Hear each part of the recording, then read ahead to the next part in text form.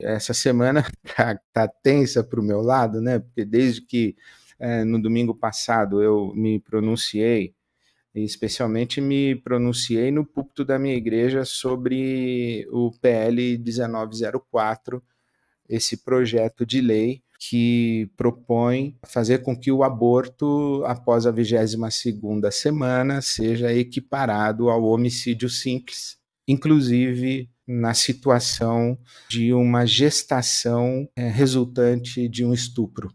Então, no Brasil, desde 1940, que a lei prevê o chamado aborto legal, em duas situações, que é o risco da vida da mãe, da gestante, então é proteger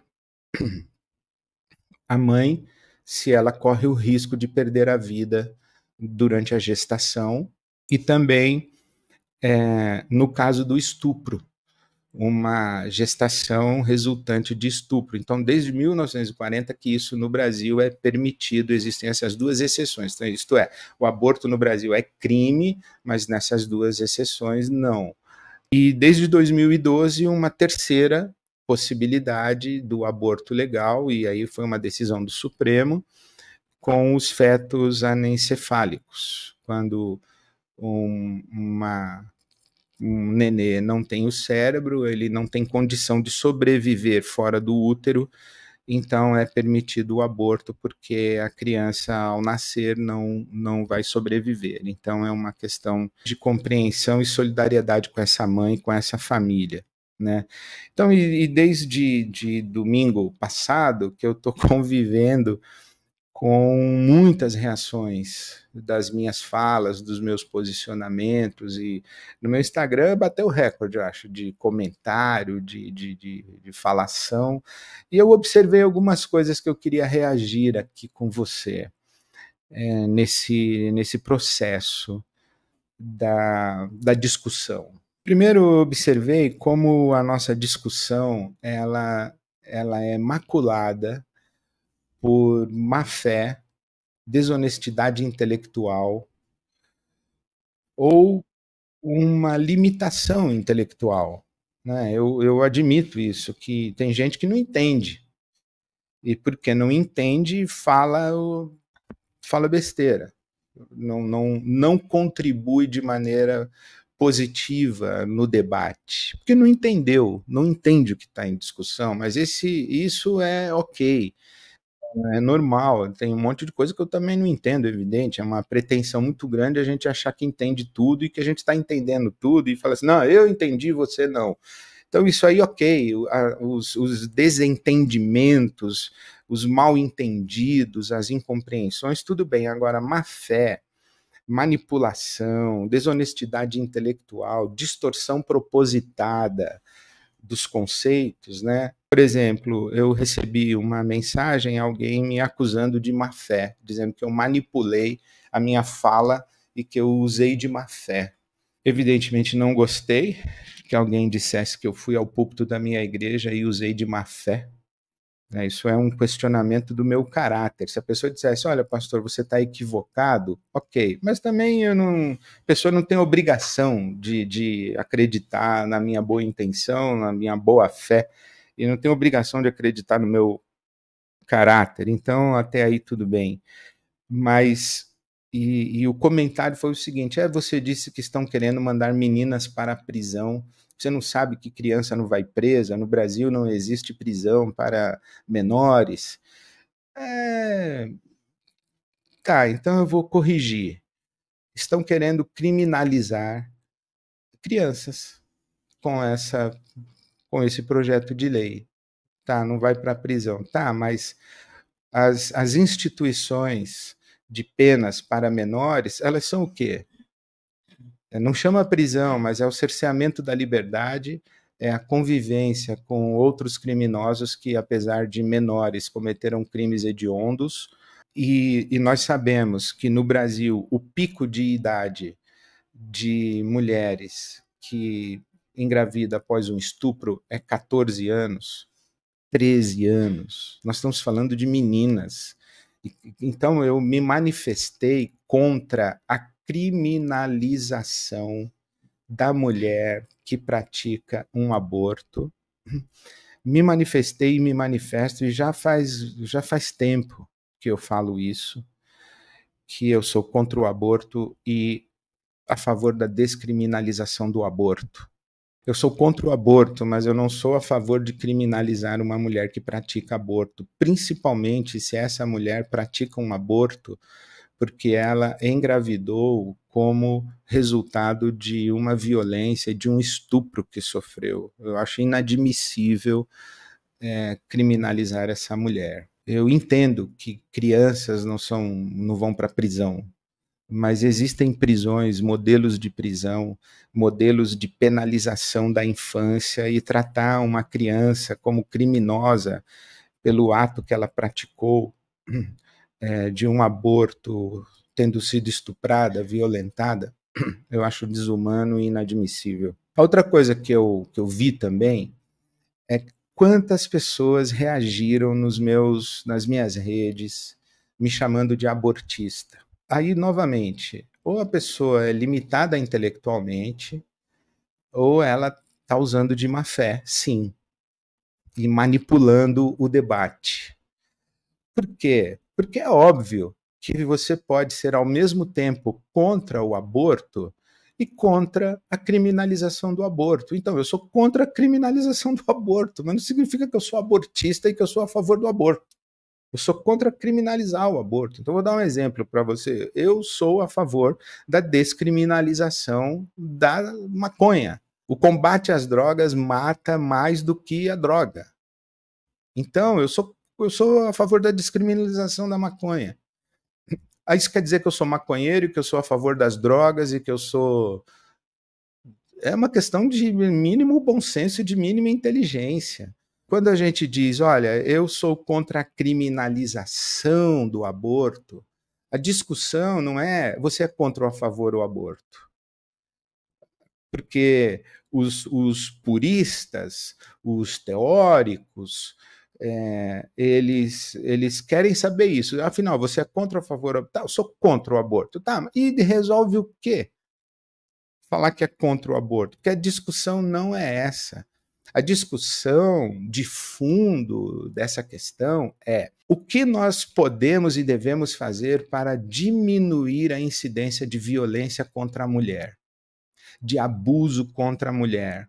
O que nós podemos fazer para diminuir a incidência de estupro no Brasil?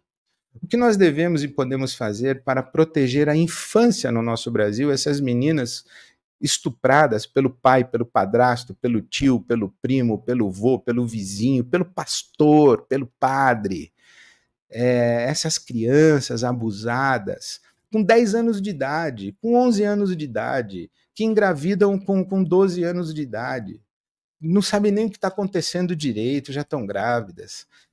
O que nós fazemos para proteger essa infância? E aí a pessoa fala assim, temos que proteger o feto na barriga. Eu sei que tem que proteger, por isso que eu sou contra o aborto, a sacralidade da vida. Mas numa situação de aborto não existe apenas uma vida a ser protegida e defendida. Existe a vida do bebê que está sendo gestado, mas existe a vida da gestante. E a gente precisa conversar sobre isso. E a discussão a respeito de como que a gente diminui a incidência do aborto e da violência e do estupro, criminalizar, eu não concordo que seja esse um caminho de diminuição. Então, tem gente que acha que se criminalizar vai diminuir o aborto. Não vai diminuir o aborto, não diminuiu. Não diminui. E isso, já no Brasil, mesmo uma mulher que sofre um estupro, para ela conseguir abortar é muito complicado. Não tem hospital suficiente para fazer isso, não tem equipe médica suficiente para fazer isso, ou que se dispõe a fazer isso. As grandes denúncias partem das equipes médicas. Existe toda uma burocracia, e o que acaba acontecendo é que as mulheres ricas, quem tem dinheiro, aborta em clínica particular, e quem não tem dinheiro e quem não tem o Estado, aborta em clínica clandestina, que acaba matando a mãe e a criança, que é o que acontece no nosso Brasil, esse flagelo da morte de mulheres e meninas pobres no nosso país. Então a discussão do aborto é por aí. Aí quando você fala assim, tá, então vamos criminalizar, tá, criminalizar eu não acredito que seja o caminho. Então, eu sou contra o aborto. Vamos trabalhar para diminuir o aborto, para que não exista aborto no Brasil. Tá, então nós vamos fazer o quê? Eu sou contra criminalizar. Vamos fazer outras coisas. Por exemplo, vamos chamar os homens para essa conversa. Aliás, alguém já disse que se homem parisse, o aborto seria sacramento. Nós, homens, falando sobre aborto, a gente tem que pedir licença para as mulheres. E eu peço licença e, com todo respeito, eu faço os meus comentários a respeito do aborto. Eu estava ouvindo agora à tarde uma mulher falando sobre aborto, e ela disse que nós temos no Brasil 173 mil crianças que foram registradas o ano passado sem pai. Sem pai. 500 crianças por dia são registradas no Brasil sem pai. 500 crianças por dia. E ela, essa mulher, disse que esse é o aborto masculino, homem abortando. Aborta o filho. A mulher vai ter o filho sozinha, vai criar o filho sozinha. Nós temos no Brasil 11 milhões de mães solo no Brasil. Então vamos chamar o homem para assumir essa responsa? Por que o aborto é uma questão da mulher? E por que nós homens legislamos o corpo das mulheres? Ela fez até uma provocação interessante. Se as mulheres fossem maioria no Congresso e elas decretassem vasectomia obrigatória, projeto de lei, vasectomia obrigatória, projeto de lei, fazer equivalente ao homicídio o abandono parental, pai que abandona filho, vai ser condenado a 20 anos de prisão, crime equivalente, abandono parental. Você está vendo como a discussão não basta você dizer eu sou contra o aborto, você tem que dizer mais coisa do que você diz quando é contra o aborto. O que mais você? Então, o que você é a favor? Eu sou a favor de políticas públicas, eu sou a favor de educação, eu sou a favor da presença do Estado, eu sou a favor da proteção da infância, eu sou, enfim. Então acho muito desonesto que eu me manifeste contra o PL 1904 e porque eu sou contra a criminalização, dizer que eu sou abortista e dizer que eu sou a favor do aborto. Colocar palavras na minha boca e desviar a verdadeira questão. Então eu insisto, eu sou contra o aborto e sou contra a criminalização do aborto e a favor da descriminalização do aborto. Agora, tem uma outra provocação muito interessante para fazer, que na verdade quem fez essa provocação foi o pastor Antônio Carlos Costa, num vídeo que ele gravou e divulgou, um posicionamento dele bem interessante também. Ele diz assim, tá, nós vamos criminalizar o aborto, mas nós vamos criminalizar o que mais? Quais outros pecados nós vamos criminalizar? E aí, num Brasil que é campeão de homofobia e que é campeão de matar pessoas LGBTQIA+, daqui a pouco alguém vai propor aí uma lei de criminalizar a homoafetividade? Nós vamos criminalizar a homoafetividade? O aborto é pecado, então vamos criminalizar. Então, a homoafetividade, as pessoas que acham que é pecado vão querer criminalizar também? Agora, não precisa ir longe, não precisa também exagerar. Vamos pegar os 10 mandamentos. Não matarás. Eu recebi várias pessoas dizendo, pastor, repita comigo, não matarás. Como se eu fosse um assassino de bebê. Faça-me o favor. Tá, eu vou pedir então para algumas pessoas repetirem comigo. Não dirás falso testemunho. Vamos criminalizar mentira? Vamos criminalizar assassinato de reputação? Vamos criminalizar? Aliás, já é, né? Calúnia, difamação, isso tudo já é. Porque isso destrói a vida de muita gente. Então, se a gente vai fazer a equivalência de pecado a crime, como é que nós vamos construir uma sociedade? E ficou claro, e isso talvez seja a grande revelação do Evangelho. E por que tem Novo Testamento na Bíblia e não tem só o Velho Testamento? Por que a revelação de Deus não parou em Moisés? Por quê? Por que chegou em Jesus? Podia ter ficado em Moisés? O que ficou claro no Novo Testamento? O Franz Hinkelamert é um autor que eu recomendo para você, e se você tiver estômago para ler, leia A Maldição que Pesa sobre a Lei. É uma leitura maravilhosa que o Franz Hinkelamert faz, mostrando que a sociedade que tenta se estruturar a partir da lógica da lei é uma sociedade que não se sustenta, ela se torna cruel, ela se torna uma sociedade sacrificial. A lei não dá conta da alma humana, da complexidade das relações humanas, da limitação humana, da imperfeição humana. A lei não dá conta. Por isso que o legalista é sempre cruel. Nem tudo que é legal é justo, nem tudo que é legal é moral, e vice-versa. Então, por exemplo, se alguém falar assim, uma maluquice aí, que a partir de agora, depois do segundo filho, é obrigatório abortar e virar lei, nem por isso essa lei terá transformado o aborto numa questão moral. Não vai ser moral abortar, porque a lei diz que é obrigatório. Então, nem tudo que é legal é moral, nem tudo que é legal é justo. Às vezes, a gente tem que ressignificar a lei e a gente tem que ampliar a lei. Por isso que tem jurisprudência. Então, a lei, congelar a lei, não resolve para construir uma sociedade sustentável, uma sociedade pró-vida, né? Queremos tanto uma sociedade pró-vida, então não é com lei. É por isso que vem o Evangelho. O Evangelho propõe uma outra construção de sociedade. E aí eu queria terminar meus comentários fazendo referência a um princípio que eu usei no meu sermão de domingo, que é o princípio do conflito entre valores e deveres.